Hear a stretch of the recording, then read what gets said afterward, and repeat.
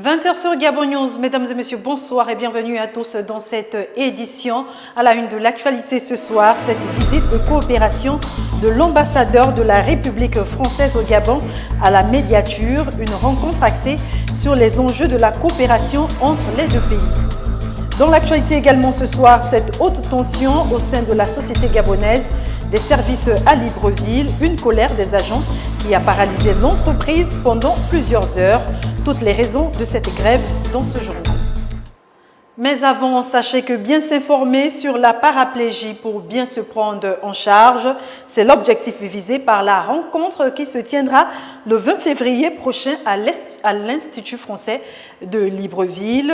Emmanuel Badinga, l'organisateur de cette rencontre, nous donne plus de précisions dans ce reportage de Georges Mexan-Tonton.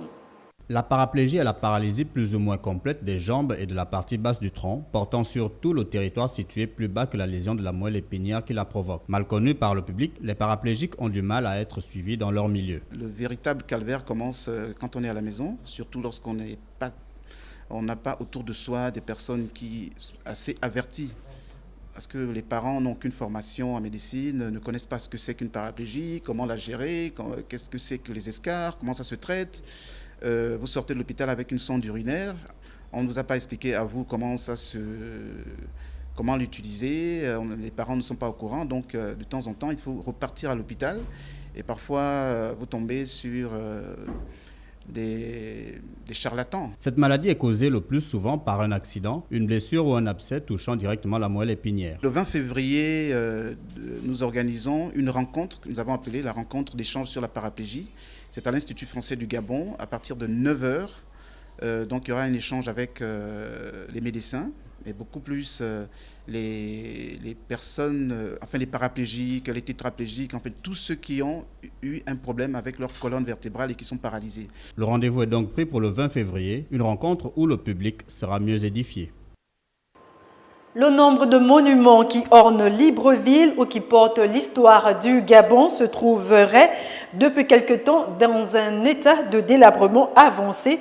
Serait-ce le fruit d'une négligence ou pas? Élément de réponse dans ce reportage de Edgar Kaba et Marvin Beryl.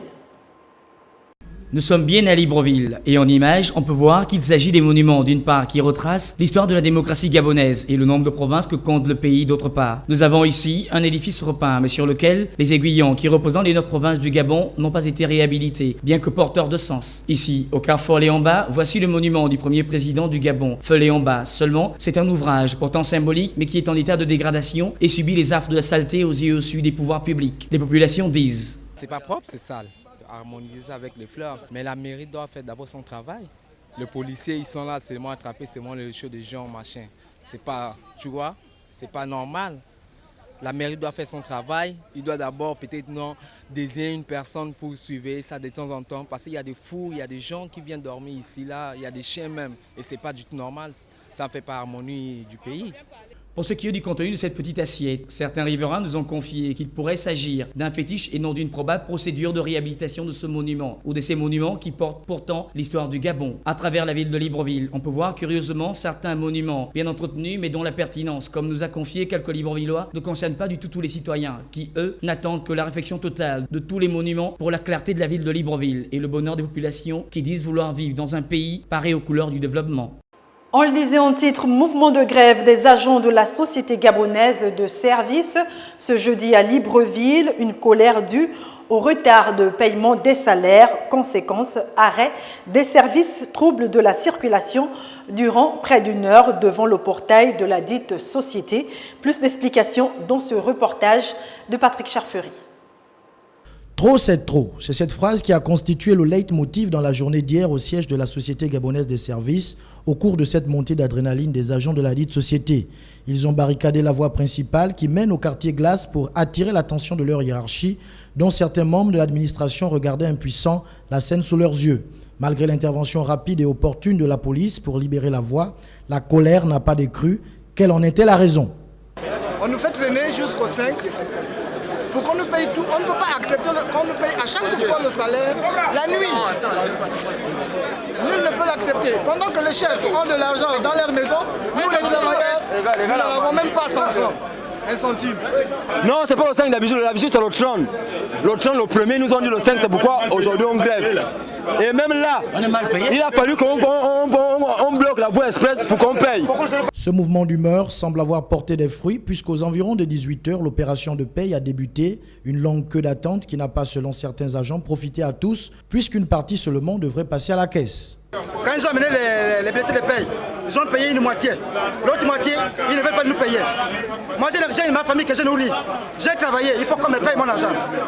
J'ai les enfants que je nourris. J'ai ma petite fille qui est malade. Depuis le matin, je n'ai pas mangé. Donc tout ce que je veux seulement, il faut qu'on me paye mon argent. Je ne demande pas beaucoup, j'ai travaillé comme tout autre. Si une fin du mois, il faut qu'on me paye mon argent. Ils ont pris du 5, aujourd'hui sur le 5. Ils ont amené une vague, ils payent une vague, l'autre vague, ils s'en foutent. Et ils sont partis. Dans le souci de l'équilibre de l'information, nous avons tenté de rentrer en contact avec les responsables administratifs présents. La loi de l'Omerta nous a été brandie. Les agents qui disent avoir souvent le problème de retard de paiement avaient déjà observé il y a quelques mois un mouvement similaire. Un dialogue doit rapidement s'ouvrir pour apaiser les tensions. Autre volet de l'actualité à présent, après le lancement de la grève par la CONACYCED il y a près d'une semaine, jusqu'à ce jour, les établissements publics de Libreville sont pratiquement déserts. C'est en tout cas le constat de notre reporter Wildy Ologué, Georges Mexantontom et Marvin Beryl. Le mouvement d'humeur lancé par la CONACYCED, Convention nationale des syndicats du secteur de l'éducation, le week-end dernier semble être total. Ici, le lycée d'État Pauline Ngonju et le lycée national Léon Mba, deux des plus grands établissements scolaires de Libreville, c'est la paralysie. Si quelques salles ouvertes permettent aux petits groupes des élèves de faire l'exercice, d'autres salles sont complètement fermées, signe de la non-activité. Depuis lundi, certains établissements tels que le lycée Jean-Hilaire au BAM, au quartier Nzanhayon, ont demandé aux élèves de rester à la maison. Au lycée et au lycée d'État, les proviseurs ont dit être trop occupés pour recevoir les journalistes. Cette nouvelle perturbation des enseignements risque d'avoir une lourde conséquence sur un calendrier scolaire déjà perturbé par une grève de la CONACYCED en début d'année. Plusieurs lycées et collèges n'avaient pu boucler le premier trimestre qu'après la fête de fin d'année. Les élèves aussi pourraient exprimer leur colère face à l'oisiveté dont ils font objet. Les élèves de Libreville avaient mis la capitale gabonaise en ébullition pour réclamer le retour des enseignants dans les salles. Dominique Renaud, ambassadeur de la République française au Gabon, a été reçu ce vendredi à la médiature par la patronne des lieux, Laure Olga Ngonju, au centre des échanges, la coopération entre les deux pays. Point de cette rencontre avec Kenyon Ngori et Justin Bitegui. Arrivé en fin d'année dernière, Dominique Renaud, le nouvel ambassadeur et haut représentant de la République française au Gabon, est allé faire ses civilités au médiateur de la République. L'essentiel de cette rencontre gravitait autour de l'institution dirigée par Laure Olga Ngonju, nommée à ce poste il y a un peu plus d'1 an. Je suis arrivé en fait, j'ai été nommé au Gabon il y a quelques mois en fait, donc je suis encore dans ma phase de découverte du Gabon et de ses institutions. Et donc j'ai souhaité rendre visite à Madame le médiateur de la République de par les fonctions importantes qu'elle occupe dans les institutions de ce pays. Donc Madame le médiateur m'a exposé effectivement le rôle de son institution dans le fonctionnement social et étatique du Gabon.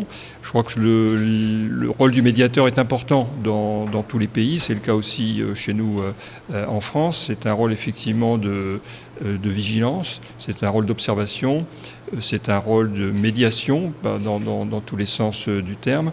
Et dans le même élan, les deux personnalités ont évoqué les questions de coopération bilatérale afin de raffermir davantage celle-ci et surtout celle entre les médiateurs des deux pays. Nous avons également évoqué les relations de coopération, les relations diverses qui existent entre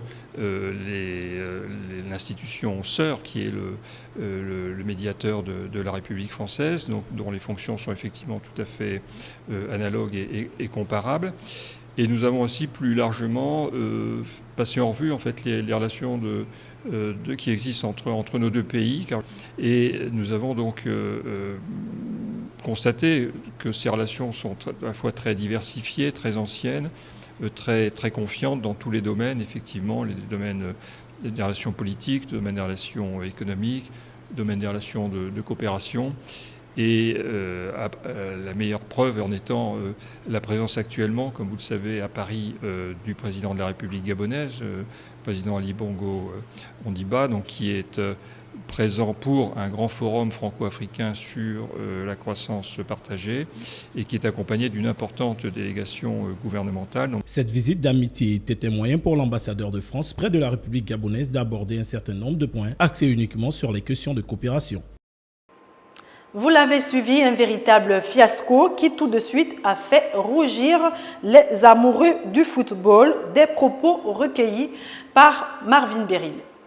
Le Ghana s'est qualifié pour la finale de la Coupe d'Afrique des Nations 2015 après sa victoire sur la Guinée équatoriale 3-0. Mais cette demi-finale a très rapidement viré au drame le 5 février dernier à Malabo. Le match a été interrompu pendant plus d'une demi-heure suite aux interminables jets de projectiles sur l'arbitre, les joueurs ghanéens ainsi que leurs supporters. Cette rencontre a basculé à la 40e minute de jeu lorsque l'arbitre ghanéen Eric Otogo a sifflé un penalty en faveur des Black Stars qui sera transformé par André Ayou. Le public crie à la tricherie et à l'injustice. Une première bouteille d'eau fait éruption sur la piste d'athlétisme qui entoure la pelouse, puis s'en est suivi plusieurs autres. Les Black Stars vont marquer ensuite une deuxième fois juste avant la mi-temps et la pression monte. À la 75e minute, le Ghana va marquer un troisième but et les projectiles seront à nouveau lancés par les supporters guinéens. Un hélicoptère de la gendarmerie équato-guinéenne a été obligé de survoler au-dessus de la tribune est de l'Estadio de Malabo à plusieurs reprises afin de dissuader les auteurs de ce désordre de continuer. Une scène surréaliste qu'on n'aurait jamais imaginé voir au beau milieu d'une demi-finale de Coupe d'Afrique des Nations de football. Après plus d'une demi-heure, la partie a repris pour une poignée de minutes, mais dans un stade quasiment vide. Le Ghana l'emporte alors sur 3-0 et sera opposé à la Côte d'Ivoire en finale le dimanche 8 février prochain.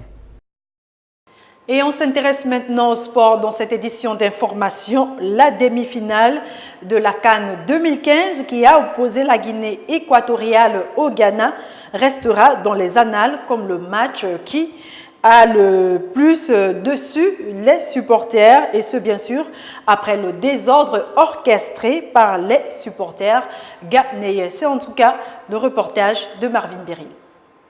Au lendemain du fiasco de la demi-finale entre la Guinée équatoriale et le Ghana, les supporters de football ont tenu à dénoncer le comportement des supporters équato-guinéens. En tant qu'amoureux du football, je trouve cela anormal que le public descende dans la rue parce qu'on ne supporte pas les 3 buts encaissés. Mais seulement, il faut dire que c'est l'émotion.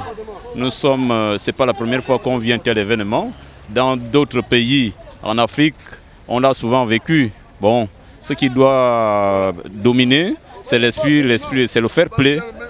Ce que je peux dire, c'est que le match a été bien arbitré. C'est seulement parce qu'en dernière minute, la Guinée voulait organiser un peu le désordre, c'est tout. L'arbitrage était un peu nul hier. Par contre, le penalty, lui, c'était pas un penalty. Oui, c'était pas un penalty. Je ne suis pas d'accord avec le penalty. Donc, il faut essayer de voir l'arbitrage de la CAF, bien sûr. La Guinée a été très sauvage. Ils n'ont pas pu se ressaisir et puis ils ont mal réagi. Moi, je préférais que la FIFA la CAF doit les sanctionner pour ce fait. La Guinée équatoriale a fait le choc de la Guinée équatoriale. Voilà pourquoi ils ont fait le désordre. Mais le désordre n'est pas bien. Le match de football, c'est le fair play. On gagne, tu as su. Tu restes tranquille, tu laisses les autres jouer. Ils ont mal fait. Mais sinon, c'est le choc de la Guinée équatoriale. Ils reçoivent ce qu'ils ont fait aussi. Après ce comportement antisportif, la Guinée équatoriale risque de lourdes sanctions venant de la CAF. Voilà, c'est la fin de ce journal. Merci pour votre fidélité. L'information se poursuit sur www.gabonnews.com. Bon week-end à tous et à très bientôt sur Gabon News.